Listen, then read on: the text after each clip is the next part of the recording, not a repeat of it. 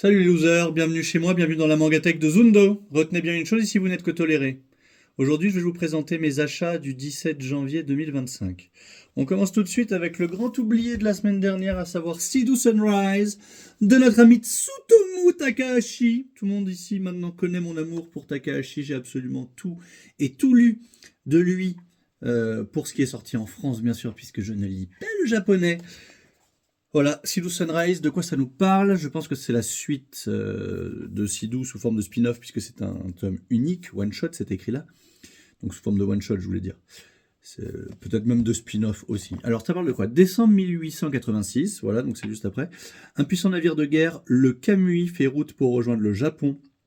Depuis les chantiers navals, on ne dit pas chantiers navaux, de France, où il a été construit. Ah, alors qu'il quitte Singapour, il faisait escale, il se retrouve pris dans un gigantesque typhon en pleine mer de Chine méridionale. Seuls 15 Français et 7 Japonais survivent. À la dérive, les naufragés sont recueillis par un vaisseau de la marine russe. Hélas, son capitaine voue une haine féroce au Japon et à son peuple. Quel rapport avec Seedou? Je n'en sais absolument rien. Je sais pas. Je le lis prochainement et je vous en parle bien sûr. Chez Mangetsu, le tome 2 de Ace of Diamond, j'ai toujours pas trouvé le temps de lire le tome 1 qui est sorti il y a un bon moment déjà. C'est soi-disant The Manga of Baseball.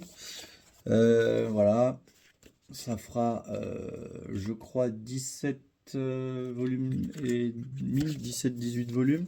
C'est des volumes doubles, voilà. Et la série originale faisait 35, je ne sais plus vraiment. Non, plus, non, je dis une connerie. La série originale fait 47, c'est ça? 47, donc 23, 23 et demi. Il paraît que c'est très très bien Ace of Diamonds. Je ferai l'effort et même le plaisir, je prendrai le temps de le lire. C'est chez Mangetsu, mais collection Cotton, ils savent plus quoi inventer. Toujours chez Mangetsu, collection Cotton, le tome 2 de Chibi Maruko-chan. Alors ça, c'est un vieux manga. Tiens, on n'a pas dit, pardon. Ça, c'est de Yuji Terajima. Et Chibi Maruko-chan, c'est de Momoko Sakura. Il paraît que ça a autant de résonance au Japon qu'un Tintin en France. Ouais, peut-être. En tout cas, de ce que j'ai compris, c'est une petite qui fait des bêtises. Mais regardez la tronche du truc. Est-ce que vous avez vraiment envie de lire ça? Ah, la tannée! Autant lire un roman à ce niveau-là. Hein. Voilà. Honnêtement, moi, quand il y a trop de texte dans un manga, ça me gonfle. Lire un roman, j'adore. Mais c'est le concept. Là, le concept d'un manga, je suis désolé, c'est les images quand même. Là, on est sur le roman, quoi. Les images, elles sont là juste pour agrémenter un petit peu les cases. Ça a l'air d'être la tannée à lire. Donc, c'est le tome 2, c'est chez Cotton. Ça sort aussi de manière épisodique. On verra. Franchement, ça, je garantis pas que ce sera lu dans la décennie. Hein. Chez Meian, le tome 5 de Killer Shark de Kuboken. Je n'ai jamais lu les premiers, mais le requin a une belle sale gueule comme je les aime, donc je les prends et je les lirai sûrement un jour. On repart chez Mangetsu, on a le tome 26 de Awashi de Yugo Kobayashi. On est sur la fin du match décisif contre Aomori Seiran. Hein, je ne vous rappelle pas ce qui se passe à la fin du tome 25, surtout pour ceux qui ne l'ont pas lu. Moi, j'aime beaucoup le trait de Yugo Kobayashi. J'aime beaucoup ce manga, je suis à jour, comme vous l'avez compris. Donc, tome 26. Ensuite, il en restera 14, puisque le manga vient de prendre fin au Japon au 40e volume. Voilà, vous le savez, vous êtes dans le secret des dieux maintenant. Toujours chez Mangetsu, le tome 4 de The Lost Signal and This Communication, dont je n'ai pas lu le tome 1, mais qui m'intrigue de plus en plus, et je pense que je vais le faire maintenant qu'on a 4 volumes. Je vais le faire. Je ne sais pas trop de quoi ça parle. Laissons ça en suspens, je vous en parlerai plus tard. Alors, j'ai un dernier volume de chez Mangetsu, et non des moindres à vous montrer, puisque c'est le volume 2, oui, enfin, de PTSD Radio. PTSD Radio de notre cher Masaki Nakayama. Alors, il y a combien de chapitres là? Oh là là là.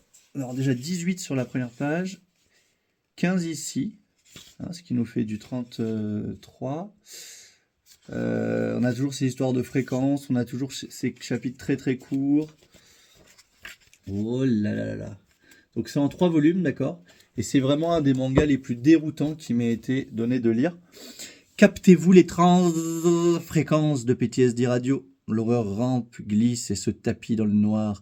Elle vous par les cheveux. Elle vous happe comme le vide. Elle se transmet comme un virus et ça bip bip bip par tous les pores de votre vie. Vous pouvez toujours refermer le livre, mais il sera déjà trop tard. Ah, j'avoue, c'est stylé quand même. C'est stylé, la maquette est magnifique. J'ai eu beaucoup de mal quand même à bien comprendre le tome 1, mais les choses s'étaient un petit peu entremêlées et démêlées sur la fin du tome. Et j'avais vraiment pris un plaisir certain à le lire. Je pense que je vais me le taper rapidement, celui-là. Tel un junkie. Qu'est-ce que j'ai maintenant? Alors, maintenant j'ai ça, regardez. J'ai Stardust Family de chez Vega. Donc, Vega, ils font vraiment des bons trucs normalement. Je l'ai pris parce que c'est en 2 volumes. Hein, c'est pas écrit, mais j'ai vu que c'était fini au volume 2. Alors, je vous montre un peu. Voilà, ça paye pas de mine.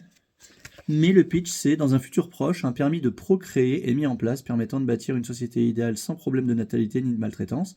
Désormais, devenir parent est un privilège réservé à ceux qui réussissent l'examen et concevoir un enfant sans autorisation est illégal. Ikari est un examinateur, un enfant chargé d'évaluer les familles aptes à élever un enfant. En vivant temporairement avec elle durant l'une de ses missions, il fait la rencontre d'un couple étrange, bien différent de ceux qu'il a connus jusque-là. C'est de Poroyama Aki. J'adore ce genre de manga qui se passe dans une société futuriste, mais futuriste très proche, un petit peu à la Black Mirror, un petit peu de ce que peut nous proposer Tetsuya Tsutsui, hein, dont nous avons lu Knitting Life en début d'année, donc il y a quelques jours. Voilà. C'est du 2 volumes en plus. Moi j'aime beaucoup quand c'est vraiment concis comme ça. Ça nous change hein, de beaucoup de récits. Et puis ça se passe, voilà, on dit dans une société futuriste proche, dans un univers qui est le nôtre. Ça me tente beaucoup ce genre de manga, donc j'essaye de les prendre au maximum. Ensuite j'ai le tome 3 de Stand By Me, Kakuemon de Shio Sato. Je n'ai jamais lu les premiers volumes. Je sais pas trop de quoi ça parle. Je sais d'ailleurs pas trop pourquoi je les ai pris, les premiers. Ça m'intriguait un petit peu au toucher, tout ça. Et maintenant qu'on a 3 volumes, c'est pareil. Je vais peut-être me laisser tenter par la lecture. Et on en reparlera. J'ai de notre ami Tsukasa Ojo le tome 1 de l'édition de luxe, si on peut dire, de Family Compo. À lire après donc les 4 sizes. Là, je suis toujours moi dans les 4 sizes. Ensuite, il y a les City Hunter et les Family Compo. Et puis, il y a plein de one-shot. Il a un très sympa quand même au jeu. Surtout avec Family Compo. Vous m'arrêtez si j'ai une connerie, mais je crois bien que Family Compo a été oh non, on va falloir le changer. A été dessiné après ouais, c'est 96. Ça a été dessiné après City Hunter. City Hunter que vous connaissez sûrement sous le nom de Nicky Larson, bien sûr, qui ne craint personne. Après avoir perdu son père dans un accident, Masaiko Yanagiba, qui s'apprête à entrer à l'université, se retrouve seule et démunie. C'est alors que toque à sa porte une certaine Yukari Yakamae, qui se présente comme sa tante. Elle lui propose d'emménager chez elle avec son mari et leur fille. D'abord réticent, le jeune homme accepte, curieux de partager le quotidien d'une famille ordinaire. Pourtant, les apparences sont parfois trompeuses et Masaiko est loin de se douter de la vérité. En effet, sa tante est en fait un homme et son oncle une femme. Et si sa cousine cachait aussi sa véritable identité? D'accord, ça nous parle de transidentité, de transvestisme, comme on dit. On dit comme ça, transvestisme. C'est une pathologie qui était dans le DSM 4, diagnostic de classification des maladies mentales. Je pense que ça a été retiré du DSM 5, mais qui sait. Voilà. Ok. Honnêtement, moi, tout ce que fait Tsukasa Ojo, ça me... Mais bon, c'est culte, on prend. Et dernier manga, c'est un manga français de Ariane Astier. Ça s'appelle Moody Rouge. C'est très fin, ça coûte une blinde. C'est 18 balles. 18 ballos, le tout petit manga de chez Casterman. Enfant adopté, Ben est tenté de cauchemars qui semblent trop réels pour ne pas être liés à des souvenirs traumatiques. En quête d'identité, il part pour l'Allemagne, avec l'espoir d'y retrouver des traces de sa famille biologique. Mais ses recherches demeurent vaines jusqu'à ce qu'un reportage sur un peintre énigmatique, œuvrant dans une cathédrale oubliée, attire son attention. Accompagné d'Adrien, un adolescent natif de la ville, Ben plonge dans une dimension aussi fascinante qu'inquiétante, où passé et présent s'entremêlent. Ce qu'il y découvrira ébranlera tout ce qu'il croyait savoir. Entre onirisme subconscient et vérité insaisissable, Moody Rouge nous entraîne dans un voyage psychique dont nul ne ressort indemne. Alors, pourquoi j'ai pris ça? Parce que c'est français. Non, ça avait l'air intriguant. Et ça a l'air d'être un one-shot. En plus, il n'y a pas de numéro, donc ça j'aime bien. Et surtout, ça se passe en Europe, en France, en Allemagne, donc des noms de villes, de personnages, et surtout, enfin de villes qui nous sont familiers, des prénoms, des noms de famille qui nous sont aussi familiers. Ça me change vraiment de l'époque Edo au Japon, je le redis, mais j'ai vraiment du mal avec, avec ces termes voilà, qu'on n'a pas appris à l'école et qui nous sont en général pas tant familiers que ça. Un dernier ouvrage que j'ai commencé, que j'ai presque fini, c'est le spin-off, enfin un des nombreux spin-offs de Spawn, c'est Sam and Twitch. Donc Sam, c'est Sam Burke, le gros lard là. Et d'ailleurs c'est un sacré gros lard, il fait que bouffer tout le temps. Et Twitch, c'est Twitch Williams, le binoclard tireur hors pair. C'est les deux flics récurrents de Spawn. Qu'on apprécie en général pas mal, qui ont vraiment des personnalités diamétralement opposées, mais qui sont de grands amis, pardon. Et j'aime beaucoup. De toute façon, comme ça fait partie des spin-offs de Spawn, je l'ai pris. C'est dessiné par Brian Michael Bendis. Alors, c'est McFarlane, comme d'habitude, qui nomme son nom, mais je crois que c'est Brian Michael Bendis qui scénarise, et c'est Medina qui dessine. Attendez, est-ce que Bendis... Ouais, c'est ça. Ouais. Brian Michael Bendis, c'est juste le mec qui a fait Ultimate. Et Ultimate, c'est quoi? C'est une série de comics qui est sortie en 2003 ou 5.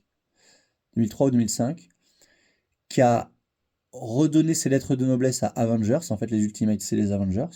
Parce qu'à l'époque, Avengers, c'était une série de merde, il faut le dire. C'était naze. D'ailleurs, j'en ai plein des Avengers. On voit que c'était vraiment du fourre-tout. Il a remixé tout ça. Et puis dedans, à un moment, il fait parler des personnages et il dit, au hasard, toi, tu te ferais jouer par qui au cinéma? Alors Iron Man, il dit, moi, ce serait Johnny Depp. Captain America, il dit, moi, ce serait Brad Pitt. Et Nick Fury, il dit, moi, ce serait Samuel L. Jackson. Voilà. Donc on a proposé. Samuel L. Jackson, il a dit oui. Et puis voilà, ça a donné ce que vous savez aujourd'hui, Iron Man, Thor, Hulk, Captain America, les Avengers, le MCU quoi. Donc oui, c'est Brian Michael Bendis qui a relancé la franchise Marvel et le MCU. Donc c'est le boss du game. Mais à l'époque, il l'avait pas encore dessiné parce que Sam and Twitch, ça date de 98-99. Hein. C'est un des spin-offs d'époque. Là, il est noté à... Alors en France, c'est sorti en 2011. Mais je crois que c'est 98. De toute façon, à un moment, il parle, les personnages. Donc ça a dû... En série finie, ouais, on doit être sur la fin des années 90. Il y a eu... là, il y a 8 chapitres. Il doit y avoir une trentaine de chapitres. C'est en 4 volumes. C'est introuvable. Hein, je suis désolé de vous montrer ça, mais c'est introuvable. Le tome 1 et le tome 2 se trouvent sur Amazon pour pas cher. Le tome 3 et le tome 4 sont hors de prix. Je les ai pris, mais on est à presque 70 balles le tome. Quand celui-là, il est à son prix neuf, je dirais, il doit être à 17 balles, hein, ce qui est proche. Et donc j'ai presque fini, c'est une tuerie. C'est le meilleur spin-off de Spawn que j'ai lu. C'est génial, c'est génial. C'est super bien dessiné, c'est super bien scénarisé. J'adore Spawn et j'adore vraiment Sam and Twitch. Et après, on a les enquêtes de Sam et Twitch en 2 volumes. Dans lesquels il manque pas mal de numéros, mais je crois qu'en fait cette année, ou peut-être qu'ils vont un peu le repousser, ils vont nous ressortir ça. D'ailleurs, je pense qu'ils vont nous ressortir l'intégrale, les Sam and Twitch et les enquêtes de Sam and Twitch, sur une collection, peut-être des volumes plus imposants, en plusieurs numéros, mais avec vraiment l'intégrale de tous les numéros. C'est ce qu'ils avaient dit, j'avais eu un responsable du sujet au téléphone qui m'avait dit ça. À noter que là, ça se termine avec le chapitre 8. Le tome 2 commence avec le chapitre 10 et le chapitre 9 n'est inséré que dans le tome 3. C'est bizarre, mais sinon il y a tous les chapitres. Voilà, Lise et Spawn, c'est une tuerie. Sur ce, je vous fais de gros bisous et je vous dis à la semaine prochaine.